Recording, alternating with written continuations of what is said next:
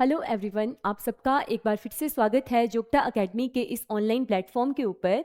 Dear learners, as you all know, हमने एक series start की है जिसमें हम एचपीआरसी के द्वारा जितने भी टीचिंग एग्ज़ाम्स कंडक्ट करवाए गए, चाहे वो जेबीटी कमीशन का एग्ज़ाम हो, टीजीटी कमीशन का एग्ज़ाम हो, या फिर सीबीएसई स्कूल्स में जो टीचर्स की वैकेंसीज आउट की गई है उसके एग्ज़ाम्स हो, इन सभी एग्ज़ाम्स में जितने भी सीडीपी के क्वेश्चंस पूछे जा रहे हैं उन क्वेश्चंस को हम डिस्कस कर रहे हैं।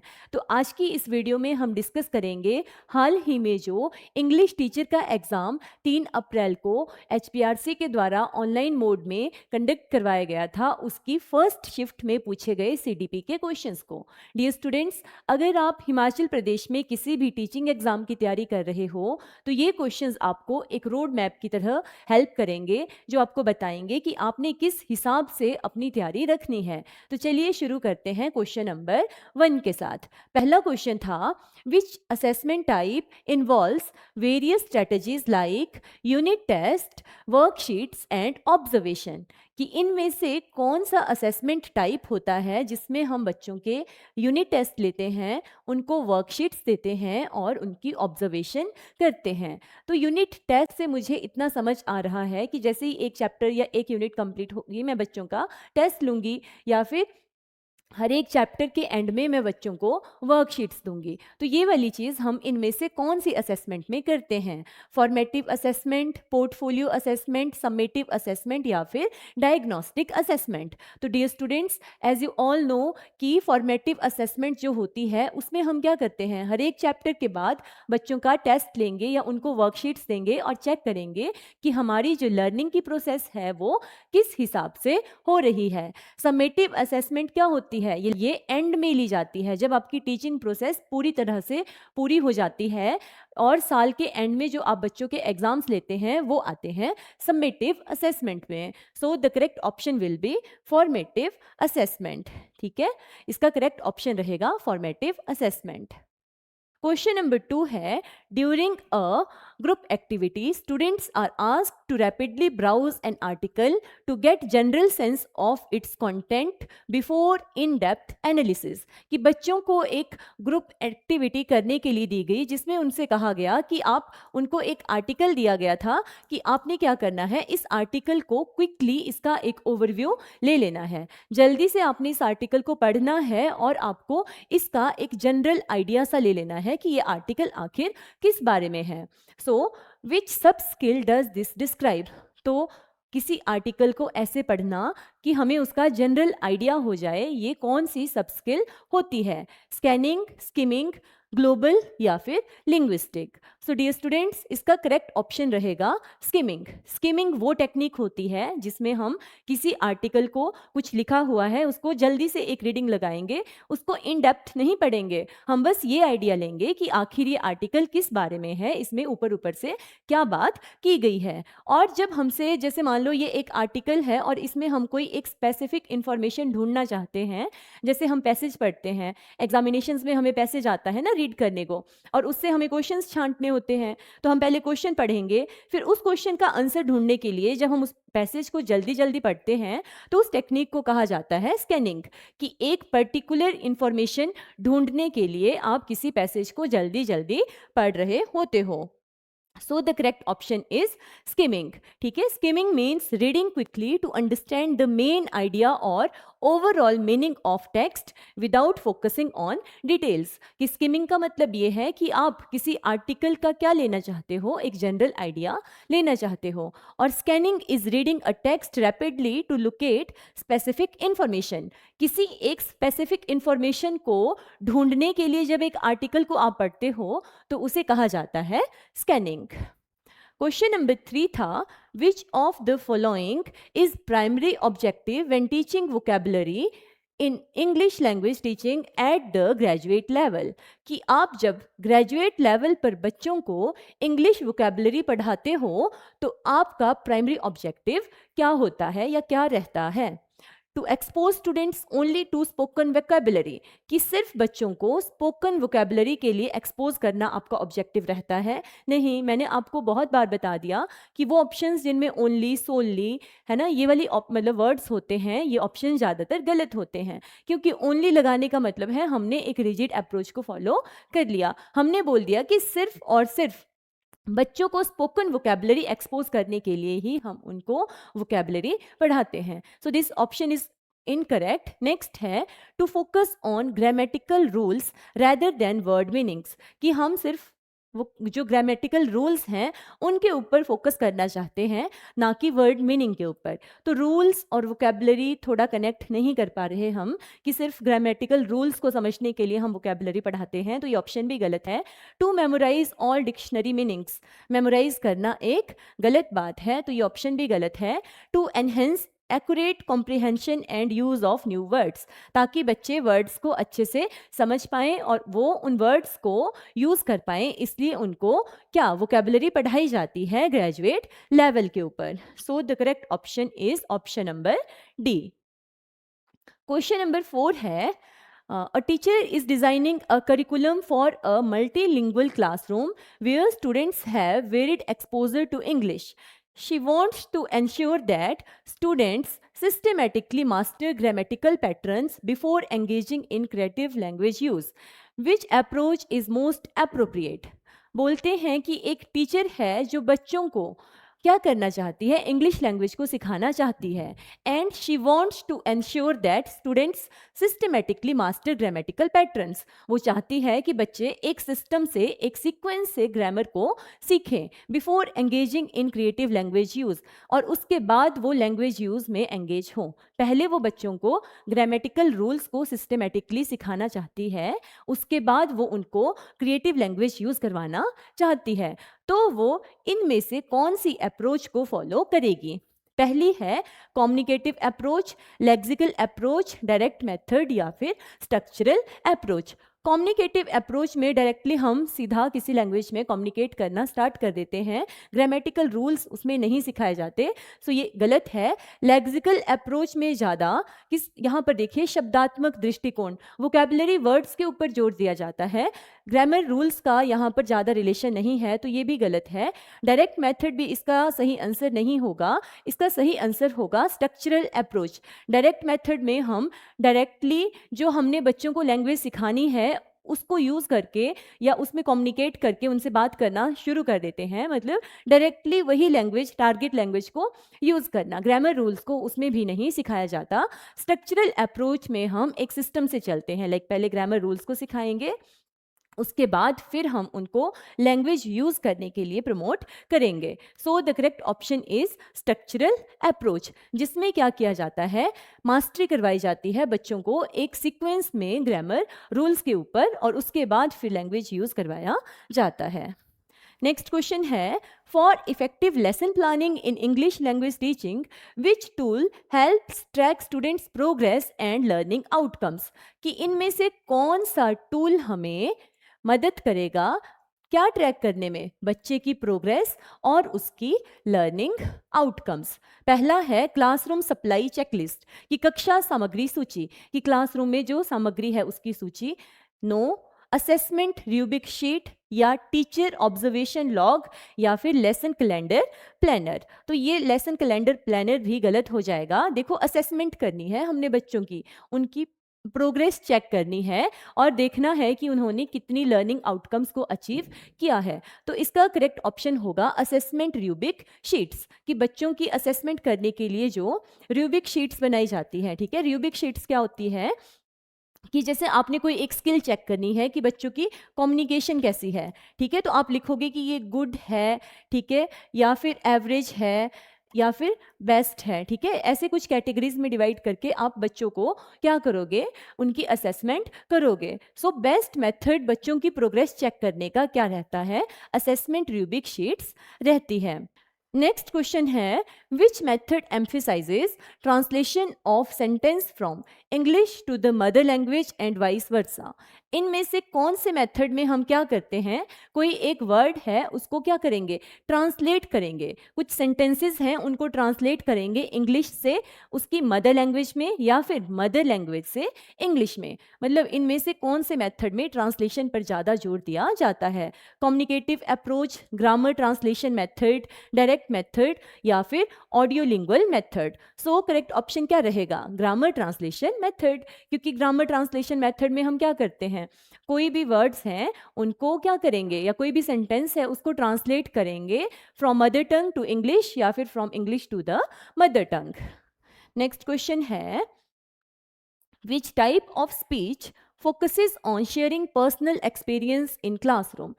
इनमें से कौन सा स्पीच का टाइप है जिसमें हम किसी पर्सनल एक्सपीरियंस को क्लासरूम में शेयर करते हैं या किसी पर्सनल एक्सपीरियंस को क्लासरूम में नरेट करते हैं, नरेटिव स्पीच, डिस्क्रिप्टिव स्पीच या फिर पर्सुएसिव स्पीच या फिर इंफॉर्मेटिव स्पीच। तो ये बहुत ही इजी क्वेश्चन है कि इसका करेक्ट ऑप्शन रहेगा ऑप्शन ए, नरेटिव स्पीच, है ना। जो भी आपके साथ कोई इंसिडेंस हुआ होता है, जब आप उसको क्लासरूम में बच्चों के सामने क्या करेंगे, नरेट करेंगे या उनको बताएंगे, तो वो किसका पार्ट रहेगा, वो पार्ट रहेगा नरेटिव स्पीच का। ठीक है, so the correct option is narrative speech. Next question है according to the principles of teaching grammar, what is the rationale for introducing new language patterns gradually in teaching English grammar। कि English grammar teaching के जो principles होते हैं उनके अनुसार हम क्यों बच्चों को जो भी चीज़ें इंट्रोड्यूस करेंगे उनको धीरे धीरे एक ग्रेजुअल मैनर में इंट्रोड्यूस करते हैं, ना कि एब्रप्टली। आप कुछ भी पढ़ाते टाइम चीज़ों को ग्रेजुअली क्यों इंट्रोड्यूस करवाते हो इंग्लिश ग्रामर प्रिंसिपल्स के हिसाब से। पहला ऑप्शन है gradual introduction focus on advance structures only, कि जब आप बच्चों को ग्रेजुअली चीज़ों को धीरे धीरे क्या करोगे, इंट्रोड्यूस करवाओगे चीज़ों से, तो वो फोकस करता है किस पे, एडवांस स्ट्रक्चर्स के ऊपर सिर्फ। ये कोई बात नहीं बनी। Gradual introduction prevent the use of spoken language, जब आप ग्रेजुअली चीज़ों को इंट्रोड्यूस करवाओगे तो आप स्पोकन लैंग्वेज का यूज़ नहीं करोगे, ये भी गलत ऑप्शन है।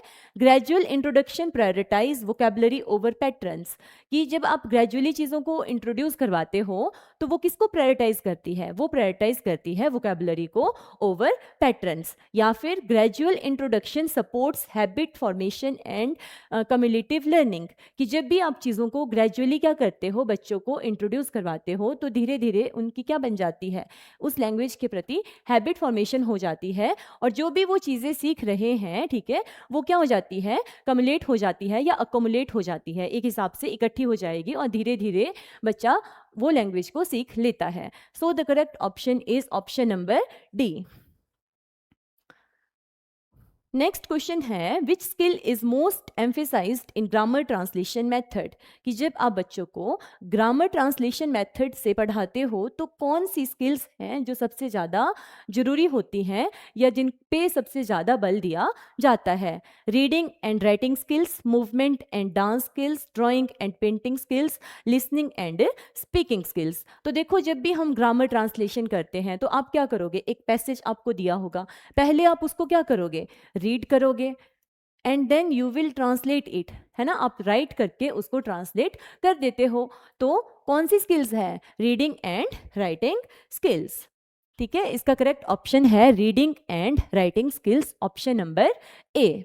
नेक्स्ट क्वेश्चन है which of the following tool is most effective for integrating differentiated instructions into an English language lesson plan at graduate level, कि इनमें से कौन सा टूल सबसे ज़्यादा इफेक्टिव रहता है डिफरेंशिएटेड इंस्ट्रक्शंस को इंटीग्रेट करने के लिए ग्रेजुएट लेवल पर। डिफरेंशिएटेड इंस्ट्रक्शंस का मतलब है कि हर एक बच्चे को उसकी ज़रूरत के हिसाब से या उसके लर्निंग स्टाइल के हिसाब से इंस्ट्रक्शंस देना। तो इनमें से कौन सा पैटर्न या कौन सा टूल है जो आपको डिफरेंशिएटेड इंस्ट्रक्शंस देने में हेल्प करेगा।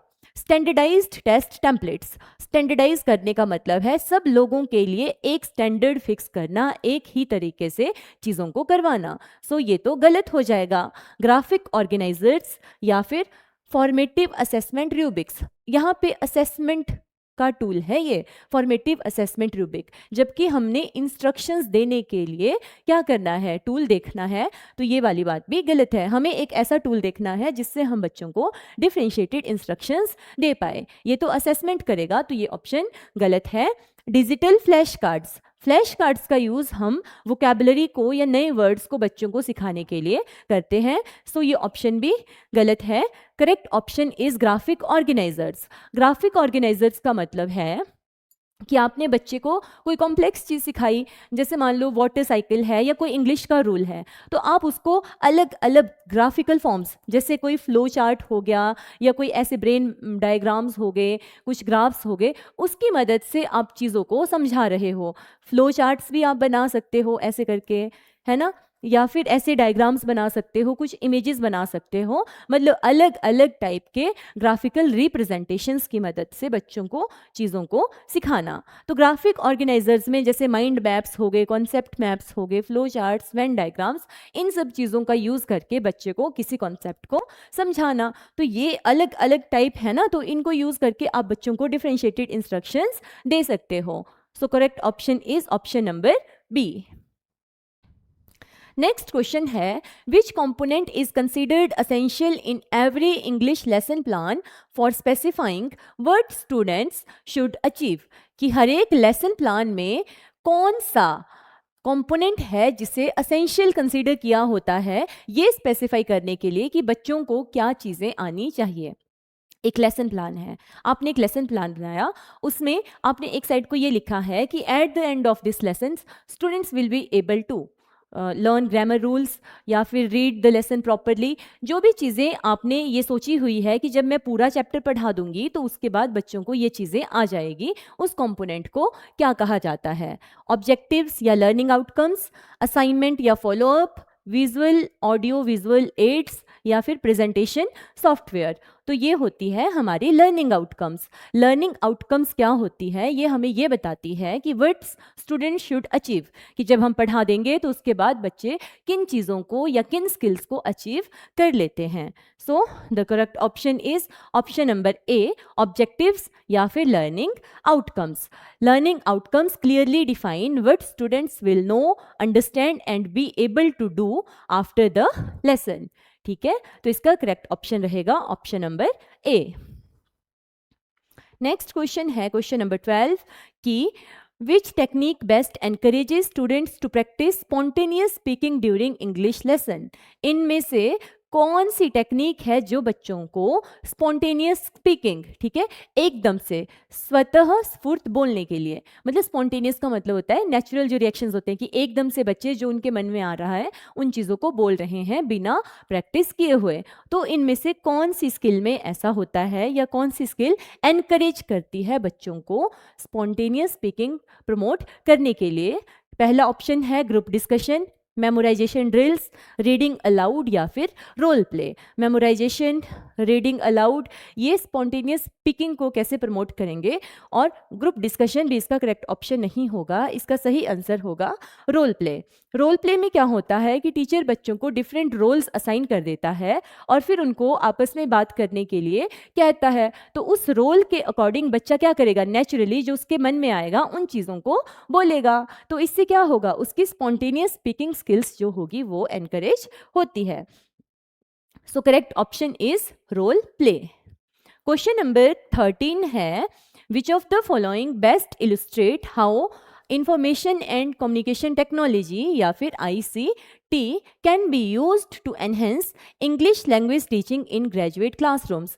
कि आप इनमें से कौन सी ऑप्शन ये बताती है कि आप कैसे कंप्यूटर को या ICT को क्या करोगे, यूज़ करोगे इंग्लिश लैंग्वेज पढ़ाते टाइम ग्रेजुएट लेवल में। पहली ऑप्शन है relying exclusively on traditional lecture without technology, कि क्या आप सिर्फ जो पुराना लेक्चर मेथड होता था उसी के ऊपर रिलाई करोगे और टेक्नोलॉजी को इंटीग्रेट नहीं करोगे। ये ऑप्शन गलत है। Incorporating multimedia presentations to facilitate interactive learnings, आप मल्टीमीडिया प्रेजेंटेशंस को इंट्रोड्यूस करोगे, जैसे मैं आपको प्रेजेंटेशन से पढ़ा रही हूँ, है ना, या अलग अलग जो भी मल्टीमीडिया की टेक्निक्स है उनको इंटीग्रेट करोगे ताकि आप इंटरेक्टिव लर्निंग को प्रमोट कर पाओ या फैसिलिटेट कर पाओ। ये थोड़ा ठीक लग रहा है। Assigning reading from text books without digital integration, कि बिना डिजिटल इंटीग्रेशन के बच्चों को सीधा टेक्स्ट बुक से पढ़ने देना। No. Using only printed handouts for distributing grammar exercises. No, ठीक है, सिर्फ प्रिंटेड हैंडआउट्स को देना बच्चों को ग्रामर एक्सरसाइजेस को सॉल्व करने के लिए, ये ऑप्शन भी गलत है। हमसे पूछा गया है कि हम आईसीटी को कैसे यूज़ करेंगे इंग्लिश पढ़ाते टाइम ग्रेजुएट लेवल पे। तो हम यूज़ कैसे करेंगे कि हम इनकॉर्पोरेट करेंगे मल्टीमीडिया प्रेजेंटेशंस को, ताकि बच्चे क्या कर पाएँ, इंटरेक्ट करके चीज़ों को सीख पाएँ। So the correct option is option number B, incorporating multimedia presentations. जैसे स्मार्ट क्लासरूम्स हो गए, या फिर इंटरेक्टिव वाइट बोर्ड्स हो गए, कोई एप्लीकेशंस होगी जिस पे आप बच्चों के क्विजेज ले रहे हो, या ऑनलाइन लर्निंग प्लेटफॉर्म्स हो गए, इन सब चीज़ों को आप क्या करोगे, इंटीग्रेट करोगे अपनी टीचिंग लर्निंग प्रोसेस में। नेक्स्ट क्वेश्चन है, which stage of writing involves clarifying and extending ideas before drafting, कि राइटिंग की कौन सी स्टेज होती है। जैसे आप कुछ राइट कर रहे हो तो उसकी कौन सी स्टेज होगी जहाँ पर जो भी आपके माइंड में आइडियाज़ हैं, ठीक है, उनको आप क्या कर रहे हो, क्लियरली थोड़ा एक फॉर्मेट में लिख रहे हो और उनको थोड़ा एक्सटेंड कर रहे हो मेन ड्राफ्ट बनाने से पहले। मेन जो राइटिंग है उसको करने से पहले आपने अपने आइडियाज़ को क्लैरिफाई और एक्सटेंड किया। वो कौन सी स्किल या फिर कौन सी स्टेज होती है राइटिंग की। पहली ऑप्शन है री राइटिंग, राइटिंग, पोस्ट राइटिंग या फिर pre writing. So before drafting है तो ये क्या रहेगा, ये रहेगा pre writing. The correct option is pre writing. Next question है, what is a merit of using information and communication technology in English teaching, कि इंग्लिश पढ़ाते टाइम आईसीटी का यूज करने का क्या फ़ायदा या क्या मेरिट होती है। It completely replace the role of teacher in the classroom, कि क्या ये कम्प्लीटली टीचर को क्या कर देता है, रिप्लेस कर देता है क्लासरूम में। No, it enhance interactive multimedia learning experiences, ये बच्चों का जो इंटरेक्ट करके या इंटरेक्टिव मल्टीमीडिया एक्सपीरियंस होता है उसको क्या कर देता है, थोड़ा एनहेंस कर देता है। It eliminates the need of language practice among students, कि जब आप आईसीटी से पढ़ाओगे तो बच्चों को लैंग्वेज प्रैक्टिस करने की कोई ज़रूरत नहीं होगी। इनकरेक्ट।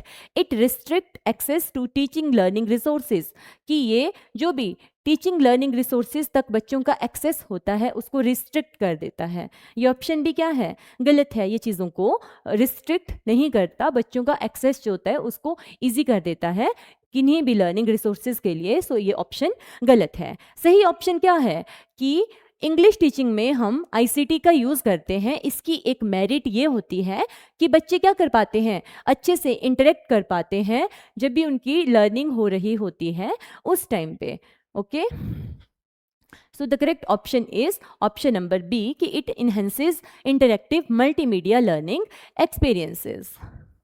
नेक्स्ट क्वेश्चन है, which is a key objective when teaching poetry in the classroom, कि बच्चों को क्लासरूम में पोइट्री पढ़ाने का की ऑब्जेक्टिव क्या होता है। To develop appreciation for rhythm and imaginary, कि बच्चों में क्या हो, एप्रिसिएशन प्रमोट हो किस चीज़ के लिए, रिदम के लिए। जैसे एक सीक्वेंस में पोइम्स में क्या होता है, एक रिदम होता है और जो भी हम पोइम में पढ़ रहे होते हैं उसको बच्चे क्या करते हैं, इमेजिन करते हैं। तो रिदम और इमेजिनेशन के लिए बच्चों का क्या करना, एप्रिसिएशन डेवलप करना, क्या ये इसका एक एम है, थोड़ा ठीक लग रहा है। नेक्स्ट है, to focus only on poet's life, सिर्फ पोइट की लाइफ के ऊपर फोकस करना। No, to avoid discussing the poem's theme, poem की थीम को डिस्कस करने से क्या करना, अवॉइड करना, गलत बात। To memorise every poem word for word, memorise करना, गलत वर्ड। तो ये जो है यही इसका करेक्ट ऑप्शन रहेगा, to develop appreciation for rhythm and imaginary. आप इस हिसाब से जो गलत शब्द होते हैं उनको एलिमिनेट करके भी करेक्ट ऑप्शन तक पहुंच सकते हैं। Question number 17, which of the following is key characteristic of audiolingual method in English language teaching, की जो ऑडियोलिंगुअल मेथड होता है उसकी मेन करेक्टरिस्टिक्स क्या होती है। To focus on silent reading नहीं। ऑडियो लिंगुअल मेथड क्या होता है, इसमें जैसे मैंने आपको कुछ फ्रेजेस हैं या कुछ आइडियम्स हैं उनको बोल के करवाया और बार बार उन्हीं चीज़ों की जोर जोर से आपसे प्रैक्टिस करवाना या ड्रिल करवाना, ठीक है। इसमें ग्रामर रूल्स के ऊपर उतना ज़्यादा जोर नहीं दिया जाता, सिर्फ वर्ड्स को या फ्रेजेस को, सेंटेंसेस को रिपीटेडली बच्चों से बुलवाया जाता है और ये सोचा जाता है कि इसी से बच्चे लैंग्वेज में प्रोफिशिएंट हो जाएंगे। तो क्योंकि जोर जोर से बोल रहे हैं तो साइलेंट रीडिंग तो इसका ऑप्शन नहीं होगा। Emphasises on repetition and drills, ये इसका सही ऑप्शन हो सकता है। एनकरेजमेंट ऑफ फ्री कन्वर्सेशन नहीं, ठीक है। Translation from native language, translation की यहाँ पर कोई बात नहीं होती है। इसमें क्या होगा, आपको कुछ चीज़ें सिखाई जाएगी, कुछ फ्रेजेस, वर्ड, सेंटेंसेस, और उनको बार बार रिपीट करवाया जाएगा जोर जोर से बोल के। तो क्या होता है, रेपिटेशन और ड्रिल्स के ऊपर ये ज़्यादा फोकस करता है। कौन सा मेथड, ऑडियो लिंगुअल मेथड, ठीक है। इसमें मेन बात क्या होती है कि वो वर्ड्स बार बार आपसे बुलवाए जाएंगे ताकि आपकी क्या बन जाए, एक हैबिट बन जाए।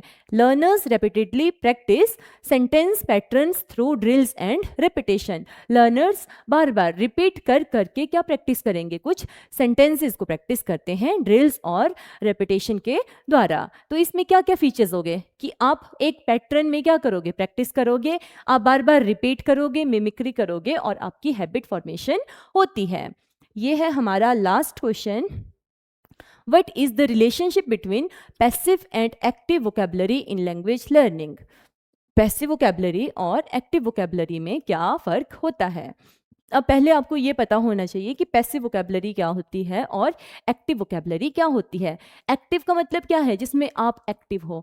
एक्टिव वोकैबुलरी में वो शब्द आते हैं जो आपको बहुत अच्छे से आते हैं और बात करते टाइम आप उन वर्ड्स को यूज़ करते हो, ठीक है। जो एक्टिव वोकैबुलरी होती है उसका आप क्या करते हो, यूज़ करते हो। और पैसिव वोकैबुलरी का मतलब है कुछ ऐसे शब्द जिनको हम इन जनरली तो यूज़ नहीं करते, पर जैसे मान लो कोई वर्ड है यहाँ पर लिखा हुआ है तो उसको आप समझ जाते हो, आप उस वर्ड को रिकॉग्नाइज कर पाते हो, ठीक है। इन वर्ड्स को आप क्या कर पाते हो, रिकॉग्नाइज कर पाते हो। फिर धीरे धीरे जब बार बार आप इस वर्ड को देखोगे, बार बार सुनोगे, मतलब बार बार देख रहे हो और अंडरस्टैंड कर रहे हो, तो बाद में कुछ टाइम के बाद ये वर्ड्स पैसिव वोकैबुलरी से उठ के हमारी एक्टिव वोकैबुलरी में चले जाते हैं। फिर हम इनको यूज़ करना भी स्टार्ट कर देते हैं। सो हमसे रिलेशन पूछा गया है कि पैसिव वोकैबुलरी और एक्टिव वोकैबुलरी में क्या रिलेशन होता है। Active vocabulary is acquired before passive vocabulary, ये बोलते हैं कि पहले कौन सी वोकैबुलरी आती है, एक्टिव वोकैबुलरी आती है। तो एक्टिव पहले कैसे आएगी, पहले तो पैसिव वोकैबुलरी आएगी ना, पहले तो आप वर्ड्स को देखोगे, उनको समझोगे, अंडरस्टैंड करोगे, फिर बाद में क्या आएगी, एक्टिव वोकैबुलरी। तो ये बात तो गलत है। Passive vocabulary is used more frequently, ये बात भी क्या होगी, गलत होगी, than active vocabulary. No, active vocabulary is used more frequently. Active vocabulary develops from passive vocabulary, ये बात ठीक लग रही है कि पैसिव वोकैबुलरी से एक्टिव वोकैबुलरी डेवलप करती है। Passive vocabulary is always larger than active vocabulary, नहीं, जो हमारी एक्टिव वोकैबुलरी होती है, जो हमें वर्ड्स आते हैं वो ज़्यादा रहते हैं as compare to passive vocabulary. So correct option क्या है, इसका सही आंसर है कि एक्टिव वोकैबुलरी जो होती है वो पैसिव वोकैबुलरी से डेवलप होती है, ठीक है। तो इसी के साथ ये जो क्वेश्चन पेपर डिस्कशन था ये यहीं पर कंप्लीट होता है। अब लास्ट में मैंने क्या किया है, ये बनाया है कि कौन कौन से इंपॉर्टेंट एरियाज़ हैं जहाँ से आपको क्वेश्चंस पूछे जा रहे हैं।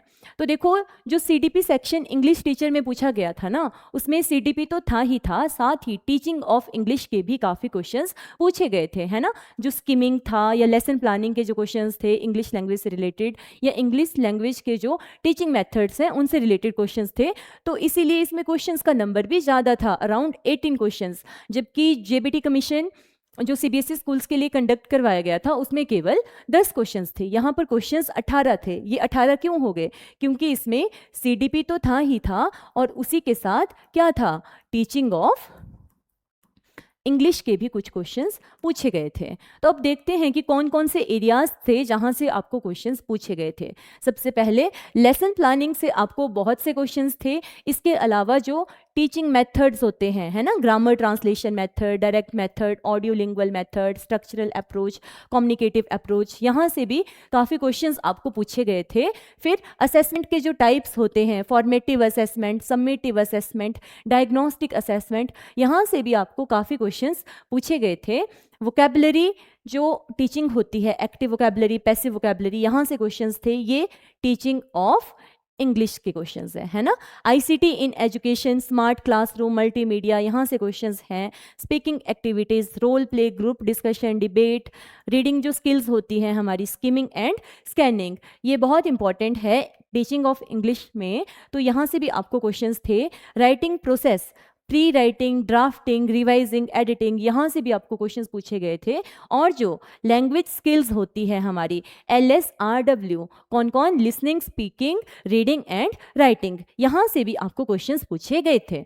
सो ये जो मेजर फोकस एरिया था क्वेश्चंस का वो ये था। अब आज की वीडियो में हमने फर्स्ट शिफ्ट 3 अप्रैल की जो फर्स्ट शिफ्ट थी उसमें पूछे गए क्वेश्चंस को डिस्कस किया। अब नेक्स्ट जो वीडियो आएगी उसमें हम डिस्कस करेंगे सेकंड शिफ्ट में पूछे गए क्वेश्चंस को।